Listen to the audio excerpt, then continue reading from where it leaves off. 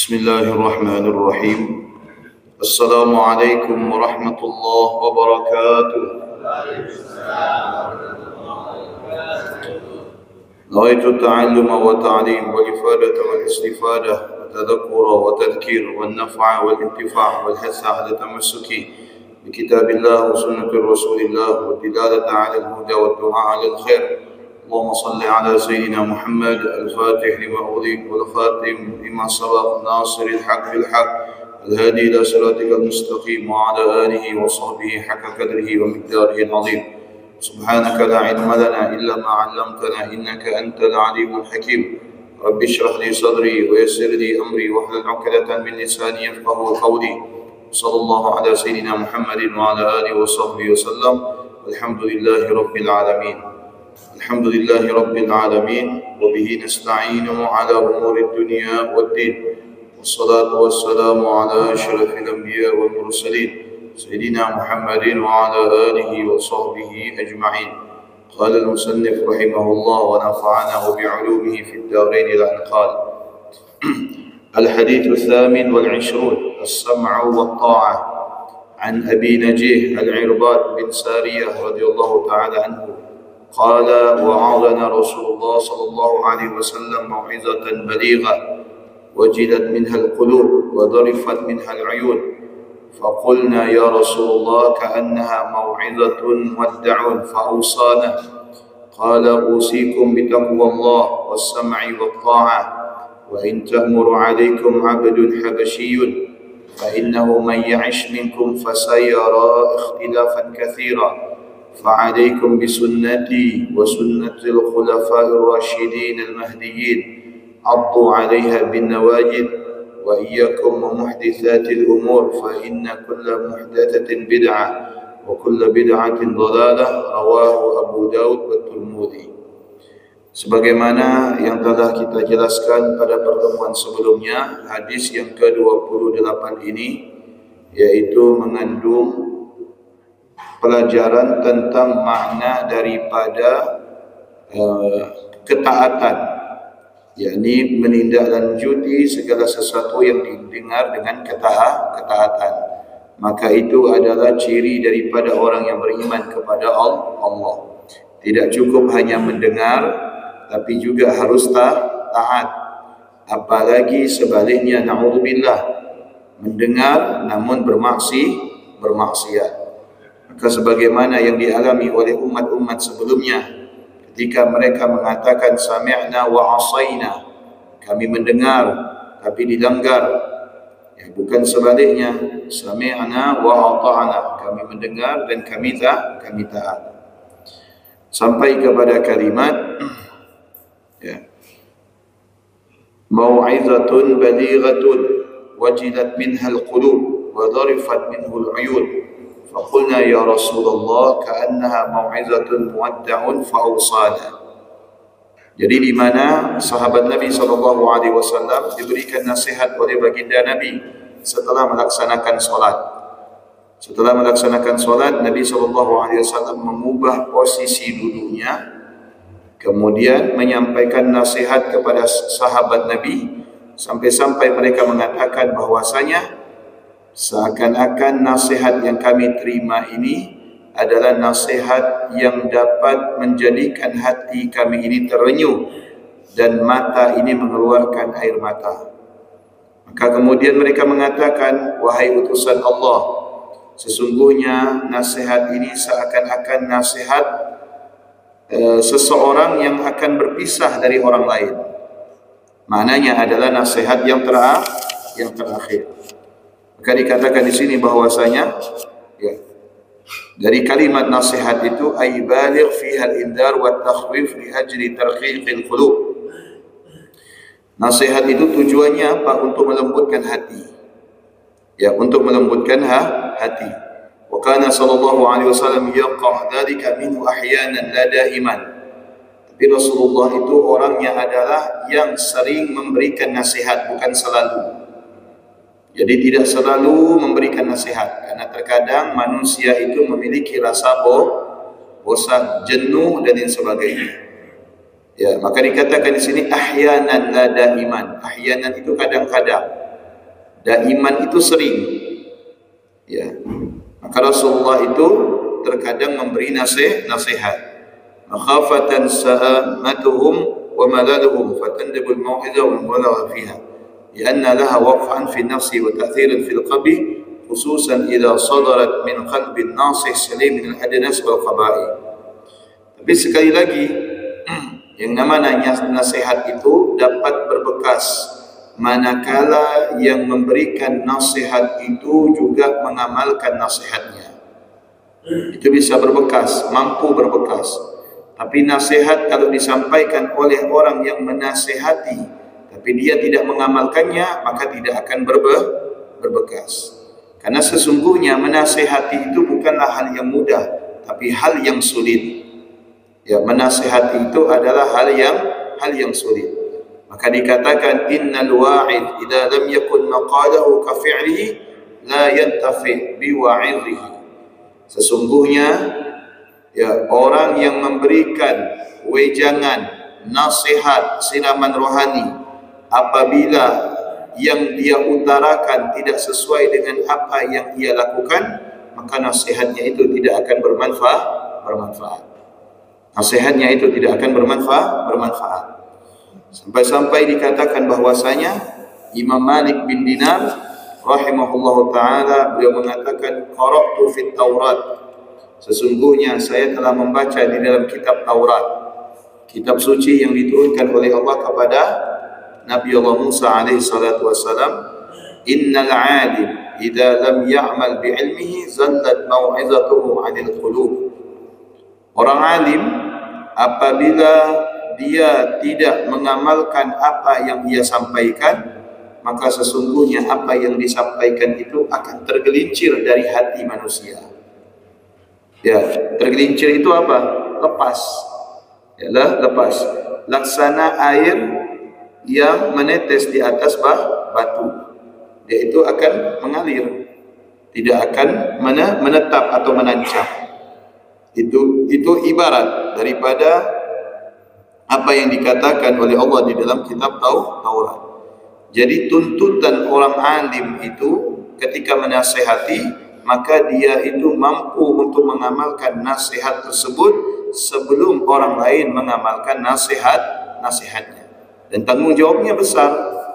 Tanggung jawabnya besar sebagai seorang dai, sebagai seorang pengajar, sebagai seorang ustadz, sebagai seorang guru, sebagai seorang mursyid dan seterusnya. Mereka punya tanggung jawab yang besar di hadapan Allah. Ya, karena apa yang dinasihatkan itu harus diamalkan. Nasihatkan orang untuk bersabar, maka dia harus sabar. Nasihati orang untuk tidak cinta kepada dunia, maka dia harus tidak cinta kepada dunia. Nah, makanya sampai-sampai dikatakan di dalam sebuah doa, Allahumma ja'alni mimman yastahibbuna al-qawla fayattabi'una ahsana. Ya Allah, jadikan aku termasuk orang-orang yang senantiasa menyebar kebaikan dan aku adalah termasuk orang yang mengamalkannya. Ya. Mimman yastami'una al-qawla fayattabi'una ahsana. Orang-orang yang suka mendengar kebaikan tapi kemudian bukan saja didengar, maka kemudian diamalkan. Yang kedua, Imam Busiri di dalam qasidah burdahnya itu mengatakan bahwasanya astaghfirullah min qaulin bila amalin. Aku memohon kepada Allah Subhanahu wa taala ampunan terhadap ucapan yang tidak disertai dengan amal. Kalau kita melihat seorang dai, seorang kiai, seorang ustaz, muballigh, muallim, masyayikh, ya, ketika mereka menyampaikan sesuatu daripada ilmu atau nasihat, menurut kita mungkin itu gampang, ringan. Ya, tidak. Di balik itu semua ada resiko yang sangat besar yang harus ditanggung oleh sang yang menyampaikan. Apa? Mereka wajib mengamalkan. Kalau mereka tidak mengamalkan, maka janji Allah Subhanahu wa taala akan diadab terlebih dahulu sebelum penyembah berhala. Itu resikonya. Ya, risiko menjadi muballigh, risiko menjadi dai dan seterusnya. Ya. Makanya dikatakan bahwasanya dai itu bukan profesi. Ya, muballigh itu bukan profesi. Tapi apa? Tapi kewajiban. Ya, tapi kewajiban. Kalau profesi, maka apa yang diemban ini tidak sesuai dengan apa yang dia dapat, karena resikonya terlalu besar nanti di akhirat. Makanya sampai dikatakan di dalam peristiwa Mi'raj Nabi SAW, Nabi melihat ada orang yang lidahnya itu ditarik kemudian dipotong oleh malaikat, ditarik dipotong lagi oleh para malaikat, ditarik dipotong lagi oleh malaikat. Maka kemudian Nabi bertanya kepada Jibril, kenapa itu wahai Jibril? Mereka yang ketika dunia hanya mampu untuk apa? Memerintahkan orang melakukan kebaikan, tapi dia tidak mau melakukan kebaikan tersebut. Nah itu apa namanya? Resikonya. Ya, makanya kita terkadang mohon maaf. Terkadang ada beberapa orang yang berbicara, nak jadi ustaz ya, ngomong saja sekian. Iya, memang zahirnya kita lihat seperti itu, tapi resikonya berat. Semua yang dikeluarkan dari ucapan ini dipertanggungjawabkan di hadapan Allah. Ya, makanya kita itu diajarkan oleh guru-guru kita sebelum kita ini menyampaikan materi, kita dianjurkan untuk melihat semua jamaah yang hadir dari ujung sini sampai ujung sini, semuanya dilihat. Setelah dilihat apa? Maka berjanji di hadapan Allah, ya Allah, ya, semoga apa yang saya ucapkan ini, saya adalah orang yang pertama mengamalkannya. Itu ikrarnya kita. Yang kedua, ketahuilah bahwasanya semua yang hadir yang mendengarkan pengajian saya ini, keadaan mereka jauh lebih baik daripada saya. Yang ketiga, apa? Semoga apa yang saya sampaikan ini tidak menuntut saya nanti ketika saya di akhirat. Nah, makanya Imam Haddad itu menulis kitab nasihat-nasihat agama dengan kalimat wa alaika. Hendaknya kamu. Ketika ditanya oleh muridnya, kamu yang dimaksud itu siapa wahai Imam? Maka beliau mengatakan, kamu yang saya maksud di situ adalah diri saya sendiri. Bukan kalian, bukan mereka, tapi diri saya sendiri. Maksud daripada kalimat itu adalah saya sedang menasehati diri saya sendiri. Ya, saya sedang menasehati diri saya sendiri. Nah, resiko menjadi orang yang istilahnya ahli di dalam menasehati itu berat. Sampai dikatakan oleh Nabi kita Muhammad SAW, ya, Nabi itu melihat ada seekor kerbau atau seekor onta yang keluar dari lubang jarum yang sangat kecil. Begitu keluar, ini onta mau masuk lagi tapi tidak bisa. Maka kemudian Nabi Muhammad bertanya kepada Jibril, ada apa ini wahai Jibril? Kata Jibril, itu adalah ucapan yang keluar daripada da'i dan mubaligh, kemudian ucapan itu sudah terlanjur keluar dan tidak bisa ditarik kembali. Ya, ucapan itu sudah terlanjur keluar dan tidak bisa ditarik kembali. Ya, kalimat-kalimat yang mengandung provokator, perpecahan, adu domba, kalimat-kalimat yang mengentengkan hukum Allah, yang halal diharamkan, yang haram dihalalkan. Itu kalimat kalau keluar dari para alim ulama, daripada ustaz da'i, itu kalimat sudah tidak bisa ditarik kembali. Ya, seperti misalkan sekarang saya salah dalam menjawab, ya, sesuatu yang haram saya katakan halal. Selepas dari majelis ini, apa minggu depan yang hadir sama? Nah, bisa jadi bertambah, bisa jadi berkurang. Kalau misalkan yang hadir sama, kemudian saya klarifikasi jawaban saya atau fatwa saya, maka itu selamat barangkali. Apabila fatwa ini kemudian tidak disebar keluar. Tapi kalau misalkan yang hadir lebih sedikit, yang dah hadir kemudian mengamalkan, maka itu yang akan menjadi resiko. Makanya dikatakan ajra'akum 'ala fatwa ajra'akum 'ala nar. Yang suka sekali berfatwa itu sesungguhnya mereka yang paling berani untuk menjerumuskan dirinya ke dalam api neraka. Dan Imam Malik itu ketika ditanya, ya, 10 pertanyaan, beliau hanya mampu menjawab sekitar 6 atau 7 pertanyaan. Selebihnya beliau jawab wallahu a'lam. Itu sekelas Imam Malik, gurunya Imam Syafi'i. Apalagi sekelas saya. Ya. Makanya mau'izah itu berat. Mau'izah itu berat. Tausiyah itu berat. Memberikan nasihat itu berat. Bukan hal yang gampang. Karena kita dituntut oleh Allah Subhanahu wa taala untuk mengamalkan nasihat yang kita sampaikan kepada orang lain. Wa qila man wa'iza biqaulihi dha'a kalamuhu. Dan dikatakan juga di dalam sebuah riwayat, barang siapa yang menasihati hanya dengan sebatas perkataan, maka sesungguhnya perkataan itu akan hilang. Wa man wa'iza bi fi'lihi nafadat sihamuhu. Barang siapa yang mampu menasihati dengan dengan amalnya, dengan perilakunya, maka sesungguhnya nasihat itu akan menancap laksana anak panah. Makanya dikatakan bahwasanya da'watul hal afsah min da'wati maqal. Berdakwah dengan keadaan itu jauh lebih manjur, lebih utama, dan lebih menancap daripada dakwah dengan sekedar lisan. Ada orang yang mampu mengubah orang lain dengan lisan, tapi ada orang yang mampu mengubah orang lain dengan keadaan. Dakwah itu banyak. Ya, dakwah itu banyak. Dakwah tidak mesti dengan hal. Ya, dakwah tidak mesti dengan akwal, tapi dakwah itu bisa juga dengan hal. Tak mesti harus di mimbar dakwah itu.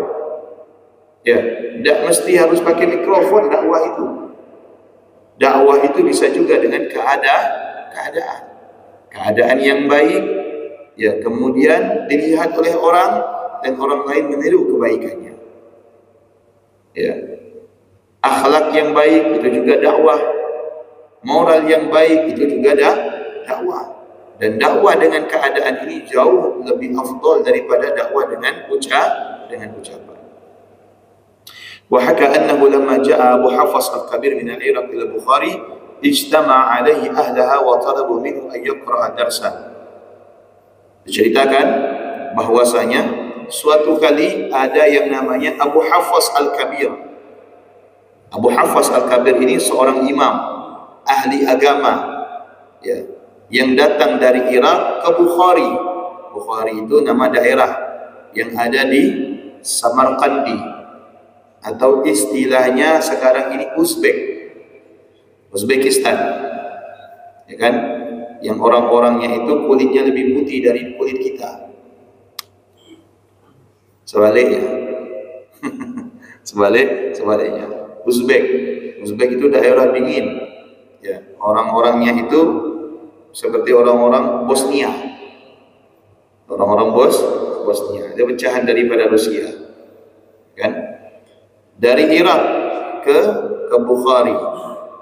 Maka kemudian ketika keluarganya tahu ada keluarganya yang alim ini akan datang, maka kemudian keluarganya ini minta agar keluarganya Abu Hafs ini, ya, menyempatkan diri untuk menyampaikan wejangan di dalam majelis ta'lim. Maka kemudian apa? Baik, kata Abu Hafs, saya akan memberikan nasihat kepada kalian. Akhirnya mereka siap-siap. Wa talabu minhu an yaqra' darsan fa ajabu fa zayyinu lahu al-masjid. Tapi dengan satu syarat, kata Abu Hafs. Apa syaratnya, kata keluarga beliau? Kalau kalian mau mendengarkan nasihat saya minta disiapkan tempat yang baik. Maka kemudian masjidnya dihiasi, dibersihkan, ya, kayak orang mau mengadakan maulid sudah, ya, divakum, dicuci, dibersihkan, disemprot. Wada'u lahu sariran, diberikan kasur di depannya. Falabisa labsul qudha. Maka kemudian Abu Hafs tadi memakai pakaian kebesaran. Qudha itu artinya adalah qadhi. Qadhi itu kalau di zaman dahulu itu merangkap seorang alim, ulama, kemudian merangkap sebagai ketua MUI, Komisi Fatwa, dan merangkap juga sebagai hakim. Kalau sekarang kan sudah dipisah, betul dah? Sudah dipisah. Kalau dulu tuh merangkap jadi satu. dia juga alimnya, dia juga sebagai penasihatnya, dia juga yang memberikan fatwa, dia juga yang memberikan hukum, yang memutuskan hukum. Itu jadi merangkap jadi satu. Faqalat lahum ra'atun, sebelum beliau ini keluar rumah, istrinya bilang, ila aina tadhhab, abang mau kemana? Suaminya bilang, la'izun nas, saya mau keluar untuk memberikan nasihat kepada para jamaah. Faqalat hal amilta bima 'allimta hatta takhruj ila an-nas fata'izuhum. Kemudian istrinya bilang, apakah yang akan engkau sampaikan ini sudah engkau amalkan terlebih dahulu sehingga engkau menjadi orang yang paling pantas untuk menasihati mereka? Akhirnya Imam Abu Hafs tadi terduduk, ya, sadar beliau, ya, bahwasanya apa yang akan beliau nasihatkan ini ternyata belum beliau amalkan sama sekali. Duduk beliau, ya. Ramitaini bisahmin nafid, sesungguhnya engkau telah menancapkan ke dalam dadaku ini panah yang sangat dalam. Artinya nasihatnya itu sangat pedih, ya. Wa kharaja ila nas, akhirnya Abu Hafs tadi ini keluar dari rumah dan berteriak, insarifu, sudah pulang kalian semua, tidak ada pengajian.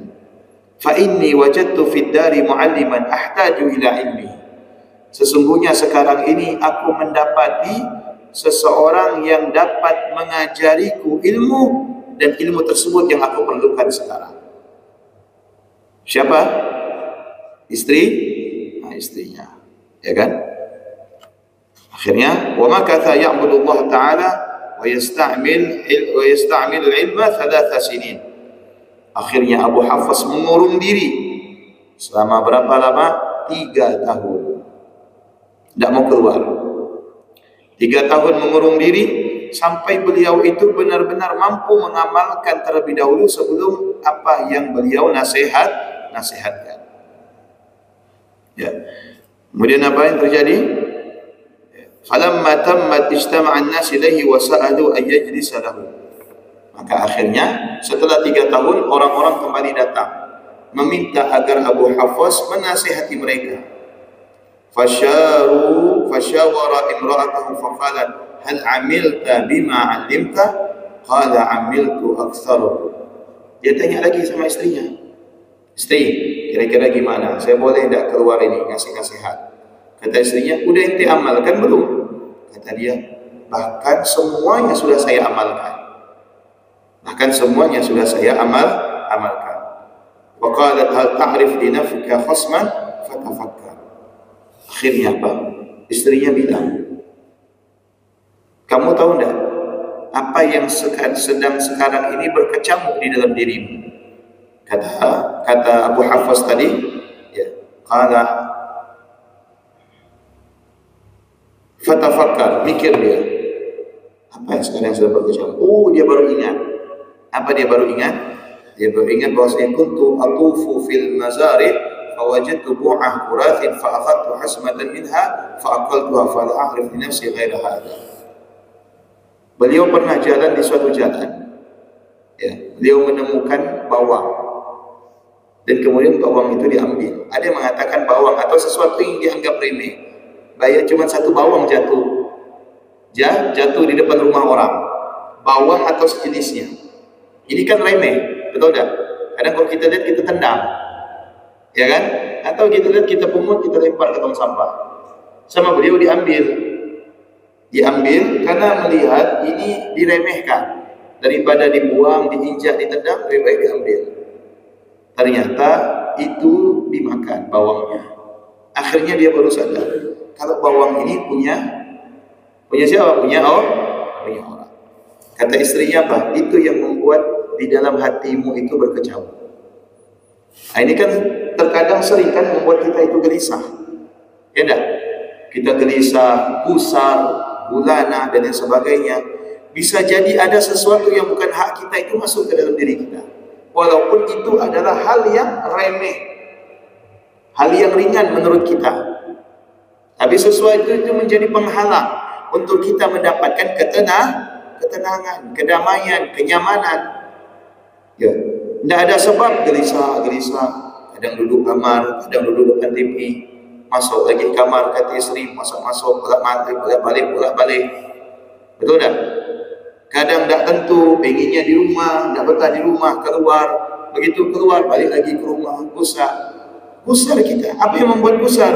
Padahal rumahnya bagus, kendaraannya bagus, uang ada. Apa yang membuat gusar?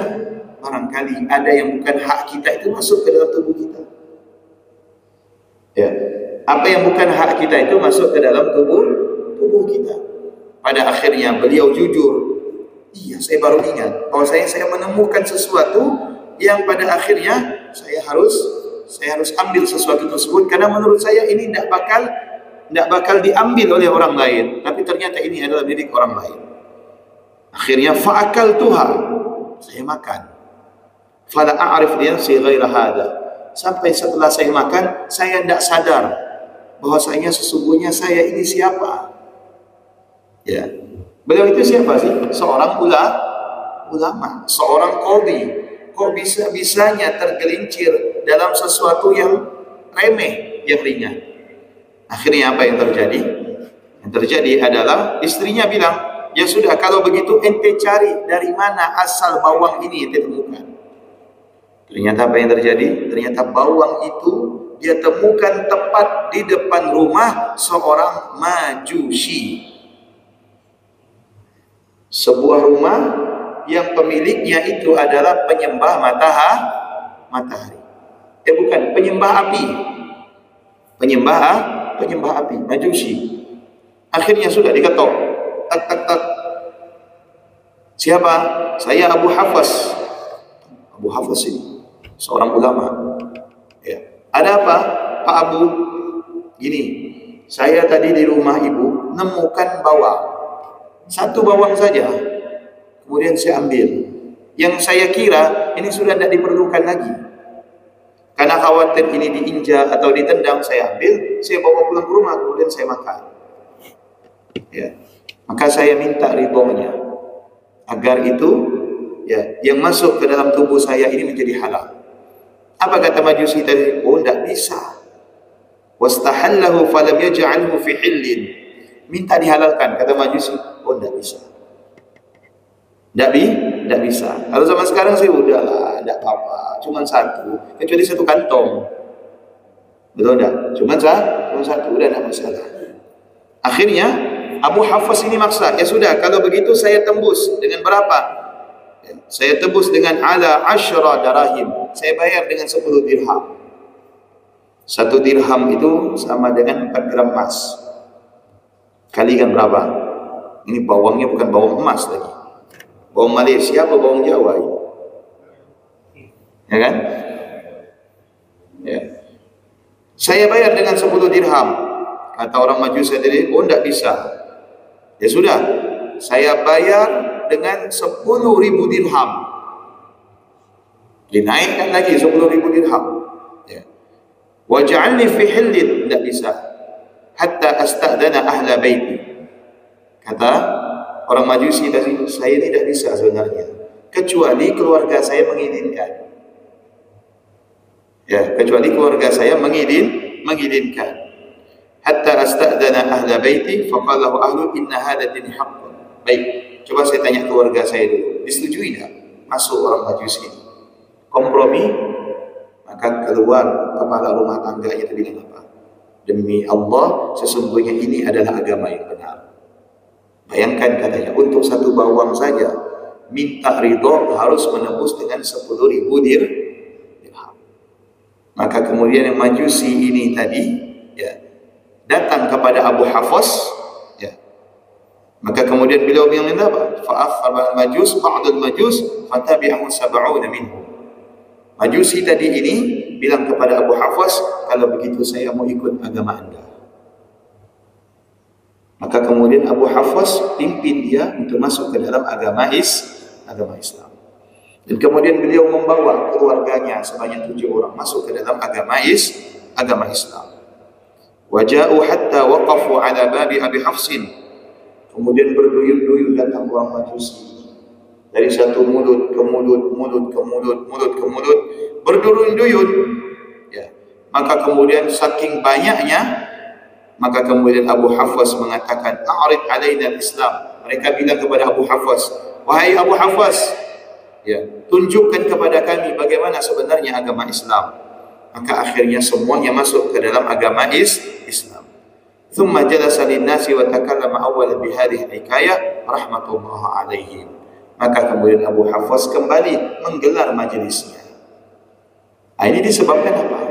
Kalau Majusi tadi diajak masuk Islam melalui nasihat, tidak akan masuk Islam. Betul tidak? Tidak akan masuk Islam. Orang-orang Muslim tidak melihat Al-Quran kita, tidak melihat hadisnya Nabi, tapi yang dilihat adalah tingkah laku kita. Kalau tingkah laku kita, maka tingkah laku kita ini akan menjadi apa? Menjadi dasar, pelajaran, bukti. Ya. Mereka melihat bahwasanya ini adalah agama yang benar. Tapi kalau sudah agama, tingkah laku kita tidak baik, menyimpang daripada Al-Quran, menyimpang daripada ajaran Nabi, bagaimana mereka bisa memeluk agama Islam? Ya, bagaimana mereka bisa memeluk agama Islam? Nah, ini diceritakan di Mesir ada salah seorang biduan. Biduan ini apa sih? Wanita yang dia itu penyanyi.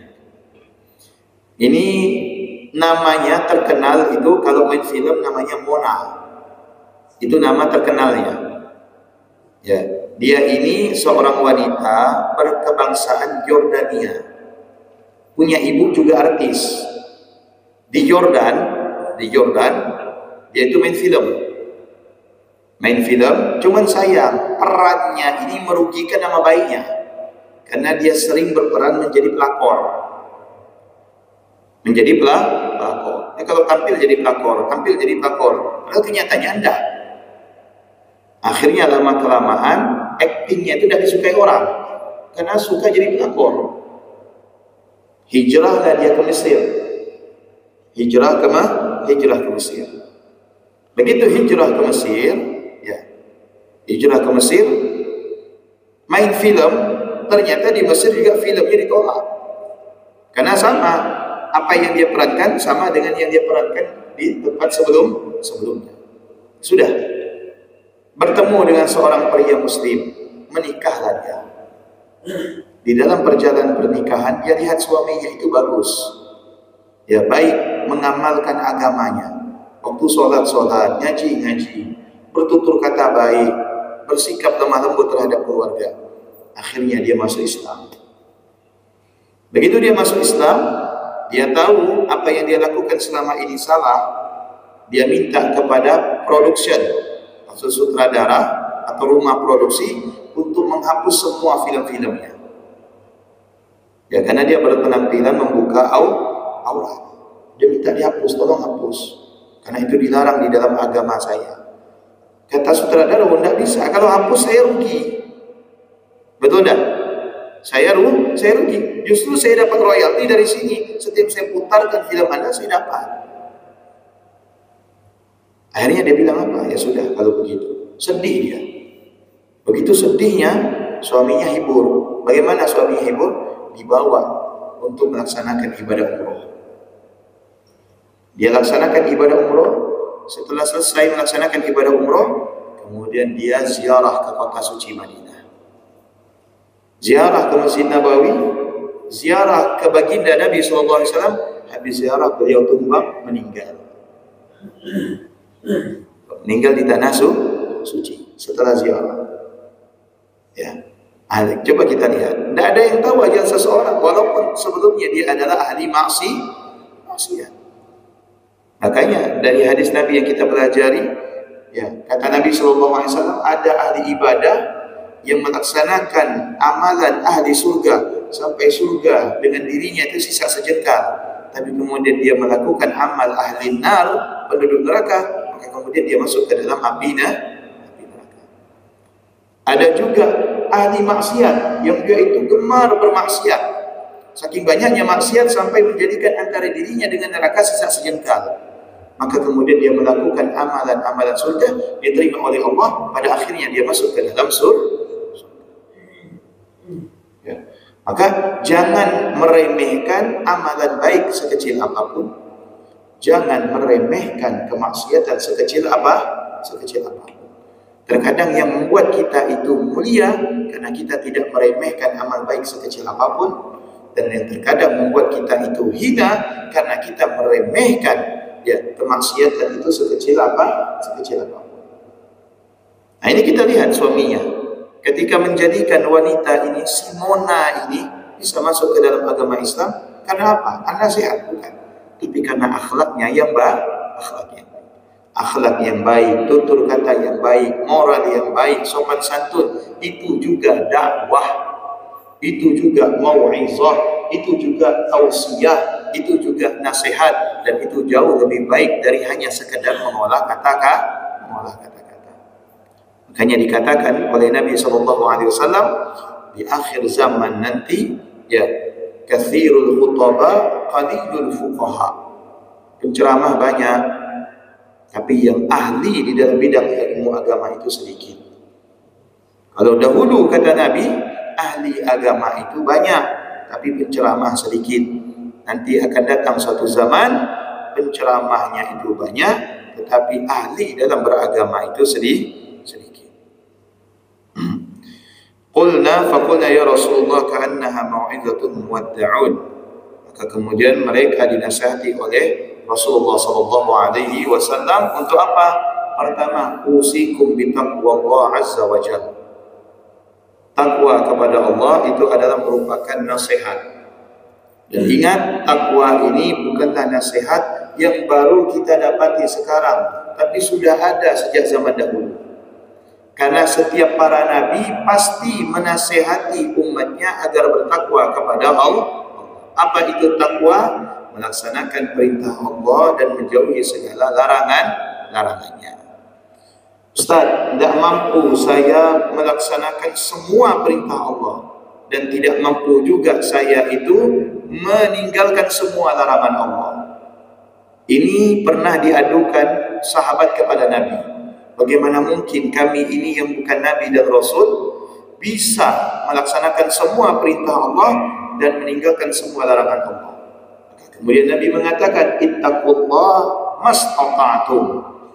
Bertakwalah kalian kepada Allah sebisa kalian, semampu kalian. Ya, karena sesungguhnya segala sesuatu yang melampaui batas itu juga tidak baik. Sampai-sampai ada sahabat Nabi 3 orang, saking menggebunya bertakwa kepada Allah, didapati oleh Nabi satu. Ada sahabat bilang kepada Nabi, wahai Rasul, saya mau fokus ibadah kepada Allah dan saya tidak mau menikah selama-lamanya. Yang satu lagi bilang, wahai Rasul, saya setiap hari mau puasa. Bukan lagi yang namanya puasa Senin Kamis, bukan lagi puasa Ayyamul Bid, bukan lagi puasa Nabi Allah Daud, tapi puasa wisal. Tahu puasa wisal? Wisal bukan risol. Kalau risol yang ada kentang dalamnya.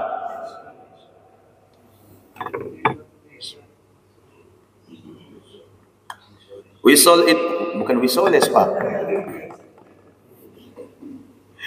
Itu risol, wisol. Wisol itu kalimat, asal kalimat daripada wasala yasilu. Apa wasala yasilu? Tidak putus, nyambung. Makanya disebut dengan hamzah wasal. Berkesinambungan, terus tidak putus. Puasa terus setiap hari, tidak perlu putus. Yang satu lagi sahabatnya bilang kepada Nabi, ya Rasul, saya setiap malam mau sholat, tidak mau saya tidur, hanya begadang terus untuk sholat. Ditegur oleh Nabi. Apa kata Nabi SAW? Inni la akhsyakum lillah wa atqakum. Saya ini adalah manusia yang paling takut kepada Allah ketimbang kalian, dan manusia yang bertakwa kepada Allah daripada kalian. Lakinni asumu wa usalli wa aftur wa atazawwaju nisa. Tapi saya ada waktunya berpuasa, ada waktunya makan. Tidak tiap hari Nabi puasa. Betul? Dan saya ada waktunya ibadah, dan ada waktunya saya ini harus istirahat. Dan saya juga suka menikah. Itu kata Nabi SAW. Jadi takwa jalani, tapi jangan sampai kita ini melupakan ada kewajiban yang lain. Fokus ibadah, tidak mau kawin. Salah ente. Salah. Kawin itu juga ibadah. Menikah itu juga ibadah. Bahkan ibadahnya orang yang sudah menikah jauh lebih besar derajatnya dibanding dengan orang yang belum menikah. Kenapa? Karena orang yang sudah menikah ketika beribadah, mereka itu sudah membawa beban. Betul tak? Beban lagi solat mikir, bekas belum ada. Betul? Lagi solat mikir, token bunyi, tit. Kalau anda belum menikah, solat tidak ada beban. Pahalanya jauh lebih kecil daripada yang sudah menikah. Sama halnya puasa itu baik, tapi jangan dilakukan setiap hari. Karena bisa menguras yang namanya kesehatan. Sholat tiap malam itu baik, tapi ingat ada waktunya untuk tidur. Jangan bergadang untuk ibadah. Nah, disinilah kata Nabi SAW, sebisa semampu kita untuk menjalani ketakwaan kepada Allah Subhanahu wa Ta'ala. Was-sam'i wat-ta'ah, dan senantiasa mendengar dan kemudian taat. La ta'ata li makhluqin fi maksiatil khaliq. Ingat, kita hanya wajib taat kepada makhluk manakala memerintahkan kita untuk ibadah, tapi tidak wajib untuk taat kepada siapapun dalam bentuk kemaksiatan. Ini karena atasan yang nyuruh, maka saya harus lakukan. Tak boleh. Apabila itu adalah bentuk maksiat. Ini yang nyuruh kawan setia. Kalau tidak begini, saya tidak dibilang setia. Tak boleh. Begitu juga seorang istri kepada suami. Tidak boleh taat dalam bentuk maksiat. Kata suaminya, udah tidak usah solat mah. Tidak apa-apa. Ya, kita tidak solat, Allah kasih kita rezeki. Tak boleh. Ya, tidak boleh kita itu tunduk, taat, setia dalam bentuk maksiatan. Begitu juga suami. Ya, ingin memanjakan istrinya dengan menghasilkan rezeki yang tidak halal, itu juga tidak boleh. Bentuk ketaatan tujuannya untuk kemaksiatan, maka itu dilarang. Wa in ta'muru 'alaikum 'abdun habasyiyun. Dan ingat, segala macam nasihat sekalipun yang keluar dari seorang budak, maka kita ambil nasihatnya. Ya, sampai diperintahkan oleh Nabi. Ya, atau istilah kita, ambil yang baik sekalipun keluar dari ya, karena telur itu keluar dari mana? Dari mulut atau dari belakangnya ayam? Dari belakangnya ayam. Kita ambil, kita makan, malahan menjadi salah satu makanan yang mengandung protein sehat. Nah, kebaikan itu kita ambil tanpa melihat datangnya kebaikan itu dari mana. Sekalipun yang menasihati itu adalah orang gila. Kita sudah sering cerita, ada salah seorang yang namanya Bahlul. Bahlul itu gelar. Ya, Bahlul itu gelar. Bahlul ini ya main di kuburan. Kemudian lewat seorang raja. Maka seorang raja ini dalam hatinya bilang, ini orang gila, hidup di dunia tidak ada manfaatnya. Sudahlah tidak mandi, pakaiannya compang-camping, ketawa ke sana ke sini, tidak waras. Bahlul ini kemudian tahu apa yang terlintas dalam hati raja tadi.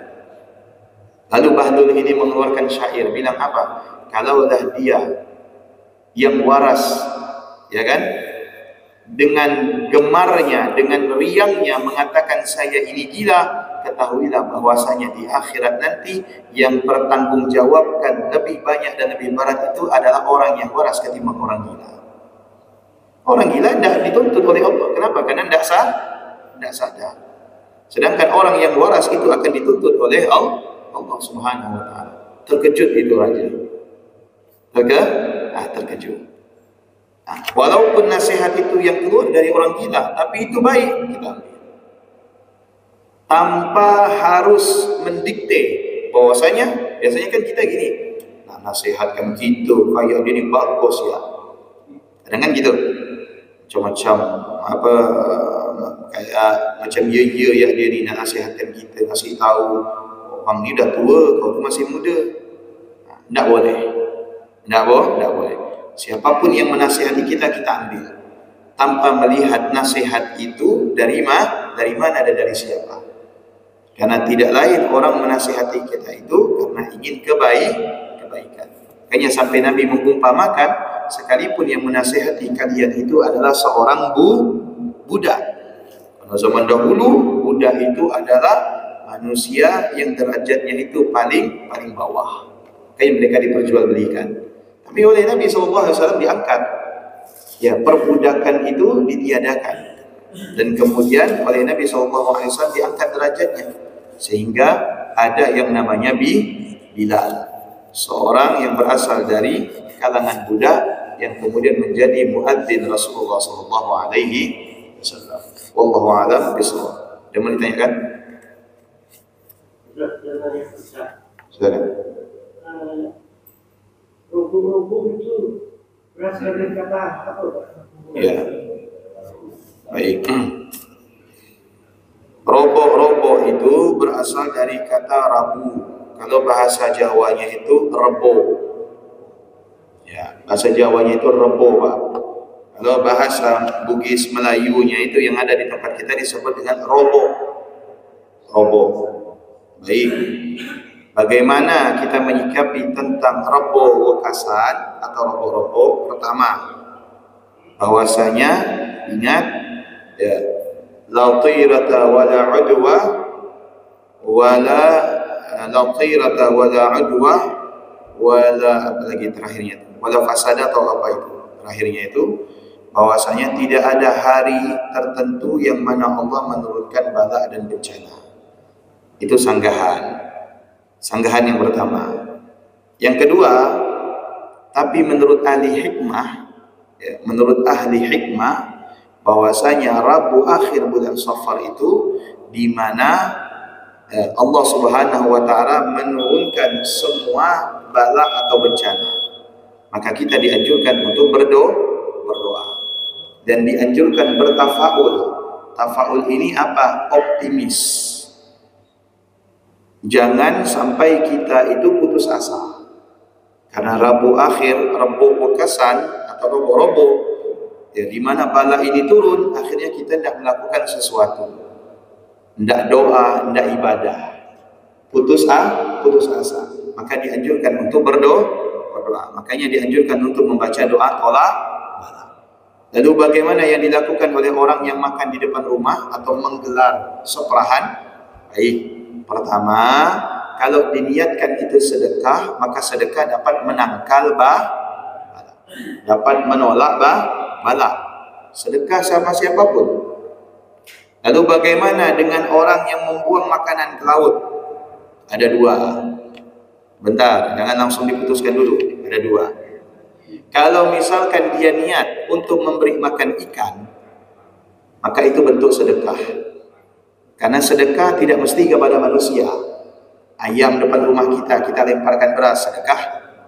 Di Masjid Nabawi, Masjidil Haram ada burung merpati, kita berikan makan. Itu sedekah. Sama dengan ikan.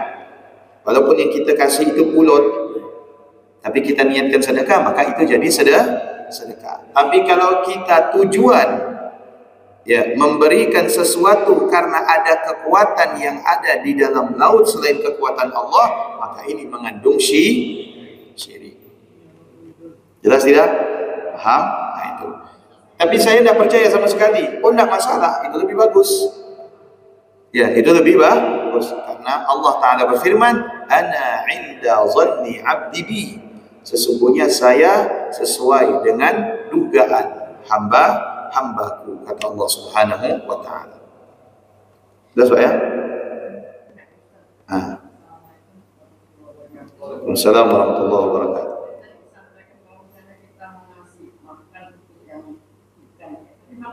Kita masih bisa manusia itu Pak. Ya. Masih lebih bagus manusia daripada ibadah binatang. Pertama, kedua ini ada kayaknya ada trauma tuh misalnya orang yang nggak biasa sholat, atau kita orang ini kurang apa ya, dia misalnya ada bangun azan. Apakah dia itu mengira agama Islam atau kita mereka memang ada di waktu dua? Kan sekarang lagi ibu-ibunya dulu Pak Ustadz kan dia kan azan reklama gitu. Apakah dia menghina Islam atau dia mau berubah gitu? Waalaikumsalam warahmatullahi wabarakatuh. Oke, yang pertama, mana yang lebih baik? Apabila makanan ini saya berikan kepada manusia atau kepada binatang? Oke. Maka ada dua hal. Yang pertama, mana yang lebih memerlukan? Kalau yang lebih memerlukan manusia, maka paling afdal kita berikan kepada manusia. Karena binatang itu rezekinya ditanggung oleh Allah Subhanahu wa taala.